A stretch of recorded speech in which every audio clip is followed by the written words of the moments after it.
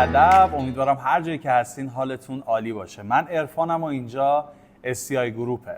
در خدمت شما هستیم با آموزش مقدماتی رمز ارزها. خب بچه‌ها، از اینکه حالا شما بخواید وارد به امید خدا دوره‌های تخصصی ما بشید، یه پیش زمینه‌ای رو باید داشته باشید که کاملا در جریان قرار بگیرین و اینجا بهتون توضیح داده میشه. اصلا ببینیم که رمز ارزها چی هستن، چه تفاوتی با ارزهای فیات دارن، از کجا شکل گرفتن، چه اتفاقی افتاد. سال 2009 یک شخص یا اشخاصی که هویتشون مشخص نیست، حالا اسمش ساتوشی ناکاموتو، سال 2009 اومد یک رمز ارزی رو درست کرد به نام بیت کوین که حالا اکثر آدم ها میدونن. برای اینکه بشناسونه خودش رو به بقیه، اومد در قالب ایردراپ و در قالب اینکه به بقیه بابت معرفیش به بقیه پاداش میداد. یعنی اگر من دوستم رو معرفی میکردم که از بیت کوین استفاده بکنه، اون شبکه به دوست من و من پاداش میداد. حالا چه فرقی داره ارزهای دیجیتال با ارزهای فیات؟ ببینید، قبل از اینکه من تفاوت اینها رو بگم،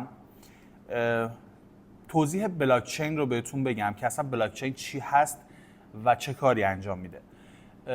بچه‌ها به زبان ساده بهتون میگم که چی هست بلاکچین. شما یه قفل 3 رقمی رو تصور بکنید که 3 تا عدد داره دیگه، 0 0 0 و میخوایم اینو بازش بکنیم. خب از 2 0 1 که بخوایم شروع بکنیم، نزدیک به، نمیدونم اگه درست بگم، 27000 بار باید اینو بزنیم که این قفلش باز بشه. خب حالا بلاکچین چیه؟ بلاکچین به زبان ساده یک شبکه‌ای هستش که من گفتم 3 تا 0 دیگه، درسته؟ از اعداد، اعشار، ارقام و حروف هستش که بین 13 تا 18 رقم هستش که یک سری برنامه ریزی ها رو روی شبکه بلاکچین انجام میدن و اون حالا رمزنگاری ها رو انجام میدن و اگر بخواد که هک بشه، تخمینی که زدن 1 میلیون سال نوری طول میکشه بچه ها. پس بلاکچین قابل هک نیست و امنیت اون رمز ارز رو تأمین میکنه. این توضیح بلاکچین به زبان ساده بود. خب حالا بریم ببینیم که رمز ارزها چه فرقی با ارزهای فیات دارن. بچه‌ها، رمز ارزها باید بدونید که اولا که خب شما الان میخواید یه مبلغی رو مثلا بفرستید برای کشور کانادا، برای کسی که توی کاناداه، درسته؟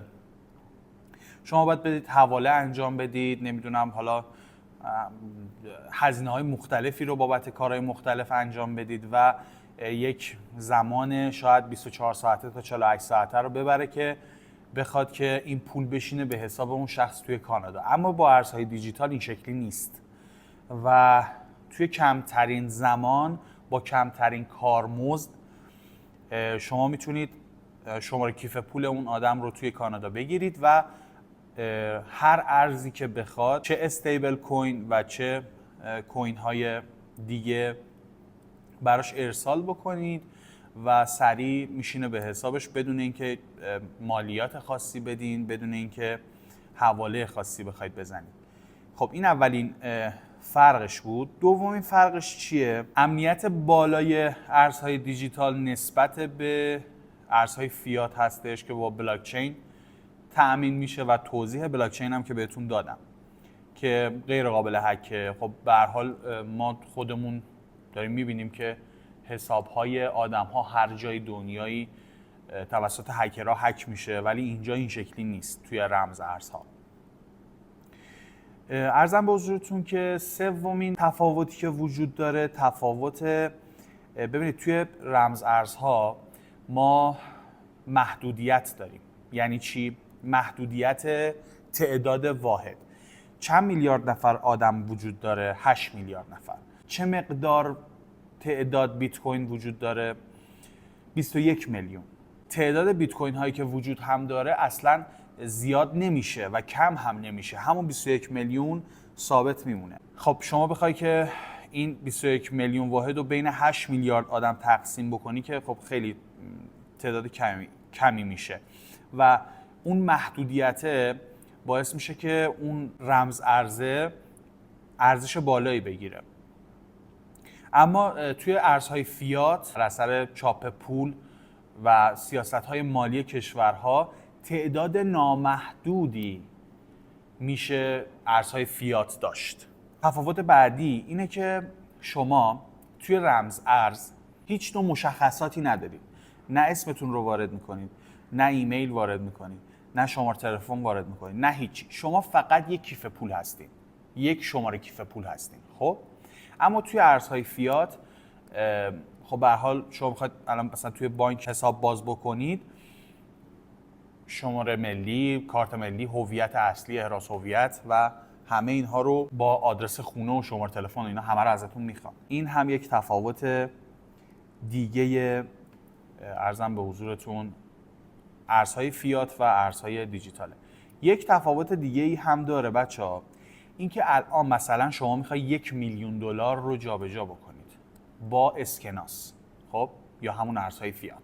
چقدر حملش سخته، چقدر اسکناس باید مثلا بگیری، نمیدونم محافظ بگیری، خب به هر حال سخته دیگه. اما توی رمز ارزها اینطوری نیست. یعنی شما به راحتی میتونی توی گوشی موبایلت 50 تا بیت کوین داشته باشی که الان به هر بیت کوین 60,000 دلار، 5-6 تا، بله 3 میلیون دلار 3 میلیون دلار رو راحت میتونید جابجا بکنی. خب پس قابلیت حمل آسان رمز ارزها یکی دیگر از تفاوت‌هایی که با ارزهای فیات داره.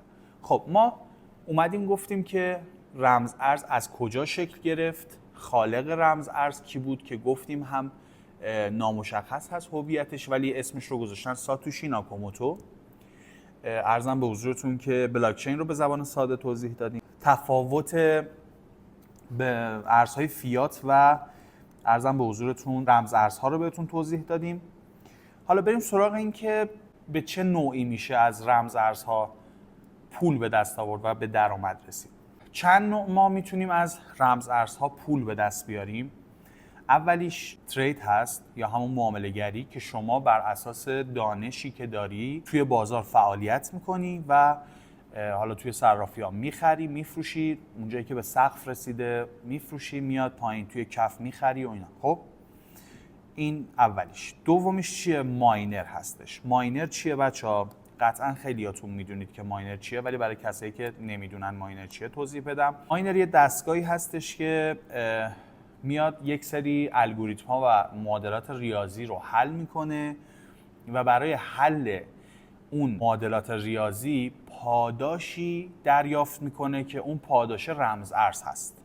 خب حالا ماینر حالا البته توی ایران غیرقانونی هست و خیلی از کشورهای دیگه هم غیرقانونی هست. یک سری ماینرهایی داریم که به شدت برق زیادی مصرف میکنن، باید توی اتاقکی باشن که دستگاه خنک کننده براشون داشته باشی، برق زیادی مصرف میکنن و ارزم به حضورتون که رمز ارز استخراج میکنن. حالا یه سری هم ماینرهای خونگی دارن و این داستان هم. این دومین روش بود از درآمد ارز دیجیتال. سومین روش چیه برای به دست آوردن درآمد؟ بچه‌ها نمیدونم تا حالا شنیدید یا نه ولی یه روشی هست به نام پلی تو ارن، خب، و ایردراپ. ایردراپ چیه؟ یک سری از شرکت ها میان چیکار میکنن؟ میگن که خب ما پول تبلیغات نمیدیم، به جاش میایم به آدم هایی که ما رو به بقیه معرفی میکنن پاداش میدیم به جای تبلیغ کردن توی چه میدونم سوشال مدیا و جاهای دیگه. و اون آدمه مثلا وقتی که اون شرکت رو به دوستش معرفی میکنه و اون دوستش به دوستش معرفی میکنه همینجوری به ترتیب پاداش میگیرن که بعد از اینکه این پاداش رو میگیرن وقتی که اون ارز توی صرافی لیست میشه یه قیمتی که پیدا میکنه اون آدمه توی صرافی میتونه اون ارز رو بفروشه. حالا پلی تو ارن چیه؟ یک سری از شرکت ها میان یه سری بازی رو طراحی میکنن که شما بر اساس فعالیتت در بازی و میزان توکنی که به دست آوردی در انتها یک رودمپی دارن بچه‌ها. رودمپ چیه؟ یک نقشه هدفه که اول میگه که خب مثلا من این توکن رو ساختم، بعد قراره که اینجا مثلا این تعداد کاربر رو جذب بکنم، قراره که اینجا مثلا توی این صرافی لیست بشه فلان فلان. این میشه رودمپ. خب و شما در نهایت وقتی که ما توی صرافی ها لیست بشیم، شما به تعداد اون توکن هایی که داری میتونی اونا رو بفروشی توی صرافی و درآمد به دست بیاری. روش بعدی روش استیک کردن هست بچه‌ها. استیک کردن چیه؟ با ارزهایی که معتبر هستن مثل سولانا، مثل اتریوم، مثل امثال هم، خب شما میای پولی رو بر بستر همون ارز استیکش میکنی و اصطلاحاً قرض میدی به اون شبکه و بابت قرض دادن شما به اون شبکه به شما پاداش میده. خب منتها استیک کردن میگه که خب استیک چه زمانی باشه؟ از مثلا یک هفته داره تا یک ماه، یک سال و بر اساس اون زمان بندی که داره مثلا توی یک هفته مثلا شاید 3% بهتون بده، توی یک ماه مثلا 10%، توی یک سال 20%. و بعد از اینکه حالا اون زمان هم تموم میشه پول رو براتون آزاد میکنه. اما این رو بدونید زمانی که شما یک سال پولتون رو استیک میکنید پولتون قفل میشه توی اون یک سال. امنه ها، توی این مثلا توی سولانا، شبکه سولانا امنه کاملا، ولی یک سال نمیتونید اون رو برداشت بکنید. خب چون استیک شده. توی این مدت پاداش هاتون رو براتون واریز میکنه و بعد از یک سال پول آنبلاک میشه و کلا میتونید برداشت بکنید. روش دیگه که میشه روی رمز ارزها سرمایه گذاری کرد بچه‌ها، سرمایه گذاری بلند مدت یا هولد هستش که اصطلاحاً بهشون هولدر میگن. خب مثلا من میخوام که روی رمز ارز سرمایه گذاری بکنم، میام چیکار میکنم؟ 100 میلیون دارم به صورت پلکانی که حالا آموزش انواع سرمایه گذاری رو ببینید اونجا براتون کامل توضیح داده شده. توی 5 پله ارزم به حضورتون که 5 پله 20 میلیونی خرید میکنم و بیت کوین رو میذارم باشه. مثلا امسال 2024 برای 2030 مثلا 6 سال، خب بلند مدت دیگه، برای اون موقع من بیت کوین هام رو میفروشم که قیمت قطعا بالایی پیدا کرده. پس یک روش دیگه درآمد به دست آوردن از رمز ارز هولد کردن به مدت طولانی هستش. خب بچه‌ها بریم سراغ این که ببینیم که ما رمز ارز هامون رو کجا میتونیم نگهداری بکنیم. خب طبیعتاً توی کیف پول. اما چه کیف پولی؟ چه نوعی؟ چه جوری؟ اسم کیف پول چیه؟ بچه‌ها ما 3 نوع کیف پول داریم. 1 کیف پول سخت افزاری، 2 کیف پول نرم افزاری، 3 کیف پول وبسایتی.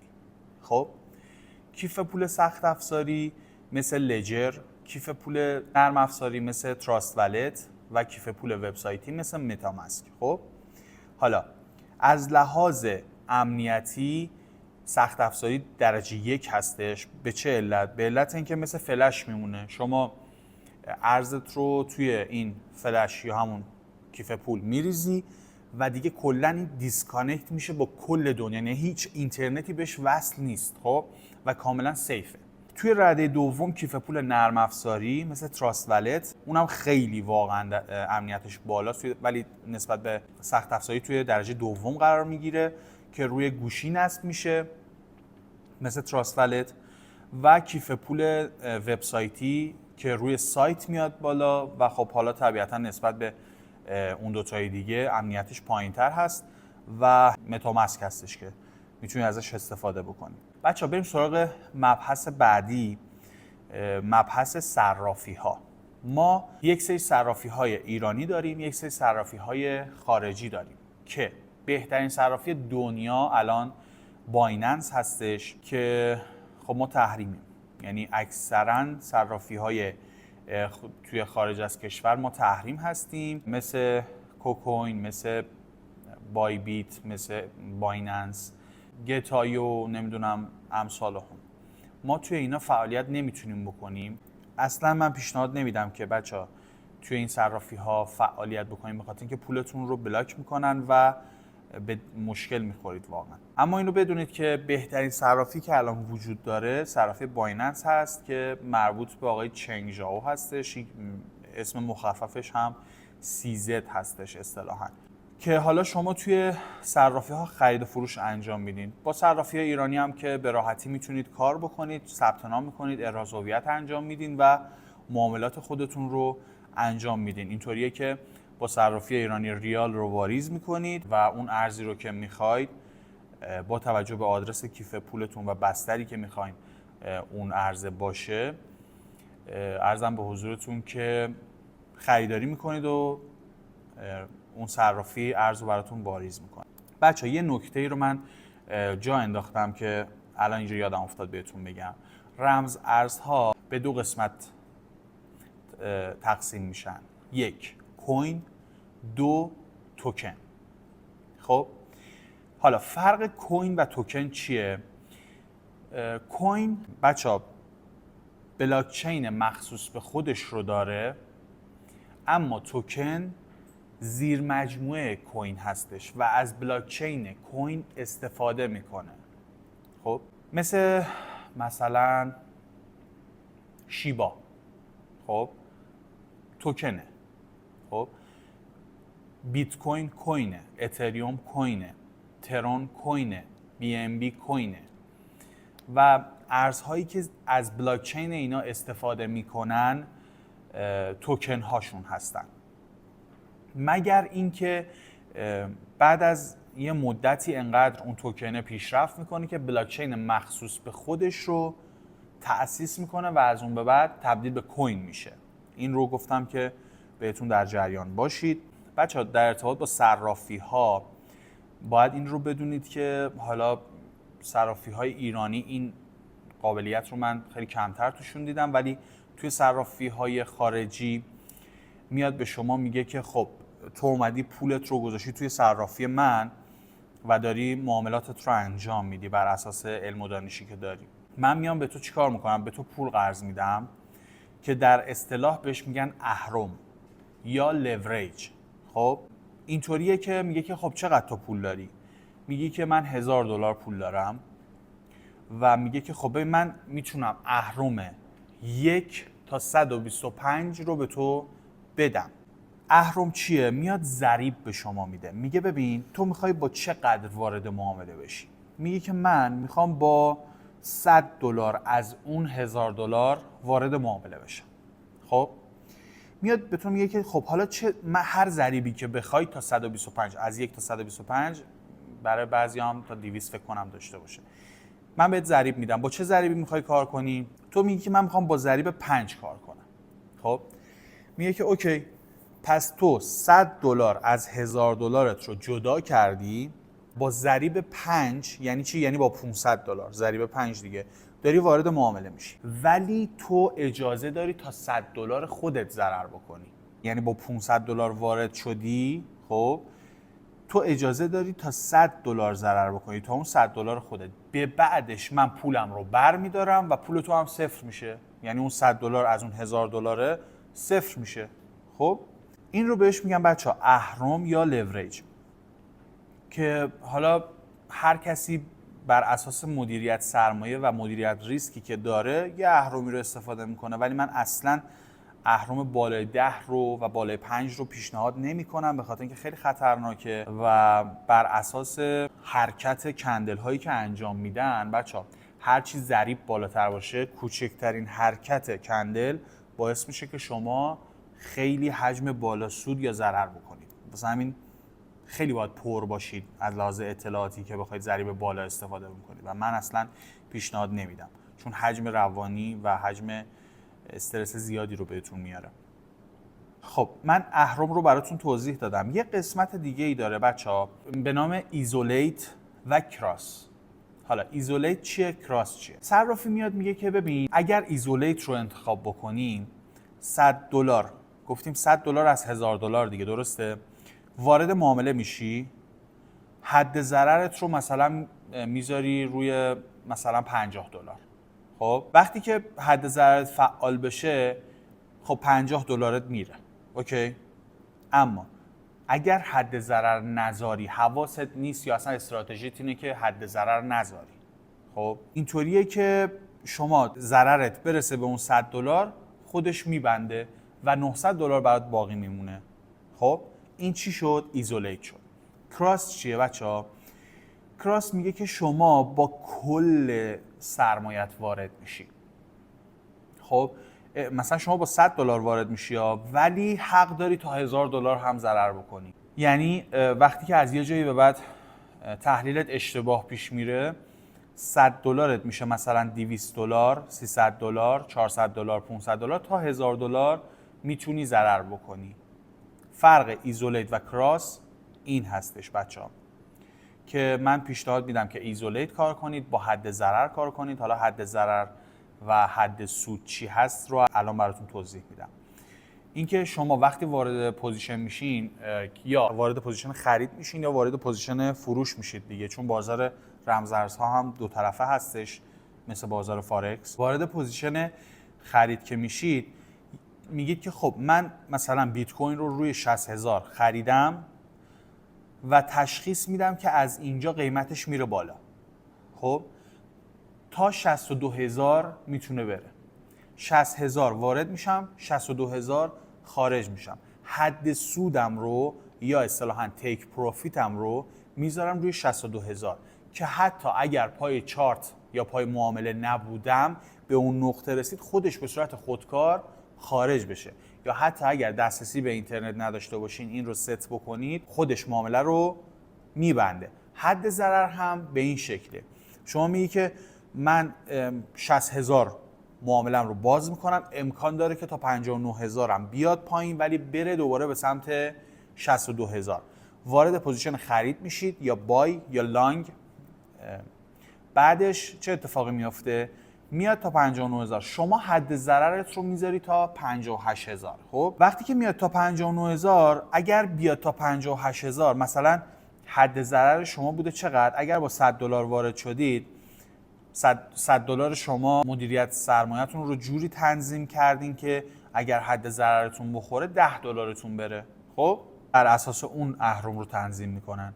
بعد وقتی که SL تون میخوره یا استاپ لاستون میخوره، $10 میره. چه شما پای سیستم باشید چه پای سیستم نباشید، چه اینترنت داشته باشید نداشته باشید، اون رو ست بکنید، استاپ لاست رو بذارید روی 58,000 بر اساس اون لوریجی که تنظیم کردید، شما استاپ لاس تاچ میشه $10 بیشتر نمیره. اوکی، $90 دیگه تون سیف است. بچا ساعت کاری بازار رمز ارز مثل فارکس نیستش که مثلا میگم سشن بندی داشته باشه یا ساعت خاصی داشته باشه. ساعت کاری بازار رمز ارز 24 ساعته هستش و تمام روزهای سال باز هستش و کلاً میتونید فعالیت بکنید. این رو هم گفتم که بدونید. و بچه‌ها یک سری نکات رو من بهتون بگم. بر اساس، حالا من تحلیل تکنیکال و تحلیل فاندامنتال رو توی آموزش مقدماتی فارکس بهتون توضیح دادم. اینجا هم یک توضیح مختصری بهتون میدم که بدونید که میخواید وارد چه محیطی بشید. از نظر تحلیلی و از نظر علم و دانش ما 3 نوع تحلیل داریم: تحلیل تکنیکال، تحلیل فاندامنتال و روانشناسی. بچه‌ها بازار رمز ارزها نسبت به بازار فارکس خیلی کوچیک‌تره و حجم پولی که واردش میشه خیلی کمتره، خیلی زیاد. خب و مثل یک ماهی توی اقیانوس میمونه. یعنی اگر فارکس رو به اقیانوس تشبیه بکنیم و رمز ارز رو به ماهی تشبیه بکنیم، مثل یک ماهی اقیانوس میمونن. حجمش رو شما در نظر بگیرید. یک سری افراد وجود دارن که میان چیکار میکنن؟ با حجم پولی خیلی زیاد وارد بازار میشن و اصطلاحاً بازار رو پامپ یا دامپ میکنن. خب یعنی چی؟ یعنی وقتی که یه حجم پولی زیادی رو یک نفر داره، میاد مثلا یک ارزی رو مثل دوج کوین میخره و پامپ میشه به سمت بالا. خب یا اون بالا میفروشه، دامپ میشه به سمت پایین. خب به اینجور افراد میگن نهنگ، که نهنگ ها توی بازار رمز ارزها نقش مهمی دارن توی پامپ و دامپ کردن یا بالا رفتن و پایین اومدن قیمت های رمز ارزها. خیلی نقش مهمی دارن. برای همین از نظر تکنیکالی رمز ارزها ضعیفتر از فارکس هستن. یعنی تکنیکالشون ضعیفتره. یعنی شما تشخیص میدی که مثلا اینجا قیمت میاد میرسه به این و میریزه، به خاطر اینکه نهنگ زیاد توی بازار رمز ارز وجود داره، یهو اینو میشکنه میره بالا اصلا یا میریزه و اینا. واسه همین تکنیکال پذیریش کمتر هستش. از نظر اخباری هم چه اخبارهایی روش میتونه تأثیر بذاره؟ اخبارهای مهم روز دنیا مثل اخبار جنگ، اخبار ریاست جمهوری و حالا اخبارهای دیگه. حالا الان که این آموزش رو داریم ضبط میکنیم، پاول دوروف رو دیروز گرفتن و مثلا پاول دوروف که مؤسس تلگرام هستش که منتشر شد این اخبار که پاول دوروف رو گرفتن، یک فکر کنم ریزش 30% داشت ارز تون که ارز تلگرام هستش. از این نوع اخبارها تاثیرگذاری مستقیم روی رمز ارزها داره. تحلیل تکنیکال رو گفتم، فاندامنتال رو گفتم و روانشناسی. بچه توی روانشناسی در رمز ارز خیلیا به این امید میان که یک شبه بارشون رو ببندن و برن و اصلا اینطوری نیست به هیچ عنوان. اگر شما داری این کار رو شروع میکنی که به هر روشی به هر طریقی یه شبه بارتو ببندی بری، بدون که سخت در اشتباهی و آدم‌های زرنگی توی این بازار هستن که با حجم پولی که وارد میکنن و خارج میکنن تمام پولهات رو قراره ازت بگیرن. این هم مثل هر کار دیگه کم کم باید توش رشد بکنی، کم کم پیشرفت بکنی. اینجوری نباشه که مثلا آقا من برم مثلا میگم ارز ترون بخرم، ارز سولانا بخرم، میره فردا پامپ میشه به سمت بالا، اینجوری میشه اونجوری میشه. از این رویا پردازی ها نکن توی این بازار و باید بلد باشی، باید یاد بگیری که خودت رو کنترل بکنی. اگر تشخیص تو این بوده که اینجا این ارز رو بخری، باید صبوری بکنی، باید کنترل بکنی، مدیریت سرمایه داشته باشی. اینجوری نباشه که تمام پولت رو یهویی وارد این بازار بکنی و بعد از اینکه یک ریزش حتی جزئی داشته باشه بترسی و دوباره توی ضرر بفروشی. از این قبیل. خب من فکر میکنم که آموزش مقدماتی ارزهای دیجیتال تا به اینجا کافی باشه و امیدوارم که استفاده کامل رو ازش ببرید. برای دوستانی هستش که هیچ اطلاعاتی راجع به بازار رمز ارزها ندارن، آموزش‌های تکمیلی رو در دوره پرمیوم یا آنلاین ما میتونید داشته باشید و امیدوارم که هر جای این دنیا که هستی حالت عالی باشه. ممنونم که برای خودت وقت گذاشتی و پیگیر پیشرفت خودت هستی. تو لایق بهترینایی. من عرفانم و اینجا STI گروپ. خدا نگهدار.